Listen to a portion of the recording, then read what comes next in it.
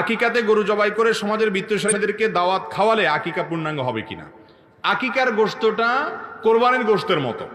আপনি এটা যদি ধনীদেরকে খাওয়ান তাতেও আকিকা হয়ে যাবে, গরিবদেরকে খাওয়ান তাতেও আকিকা হয়ে যাবে, নিজে খান তাতেও আকিকা হয়ে যাবে। কিন্তু উত্তম এবং ভালো হলো কিছুটা নিজেরা খান, কিছুটা আত্মীয় স্বজন প্রতিবেশীদেরকে দেন, আর কিছুটা দান টান করেন।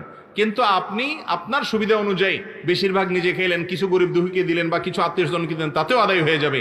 এমন কোনো বাধ্যবাধকতা নেই যে এতটুকু দিতেই হবে বা গরিবদেরকে দিতে হবে। অনেকে আকিকার গোশতের ব্যাপারে ভুল ধারণা করেন, মনে করেন যে মা বাপ তারা আকিকার গোশত খাবে না। আমি বলি ভাই, কষ্ট করে মা বাপ জন্ম দিছে বাচ্চা, আকিকার গোশত তো সবচেয়ে বেশি তারা খাবে। সবচেয়ে বেশি খাবে কে? বাচ্চার মা বাপ। সবচেয়ে বেশি খাওয়ার কথা না, মানে খেতে পারবে তারা।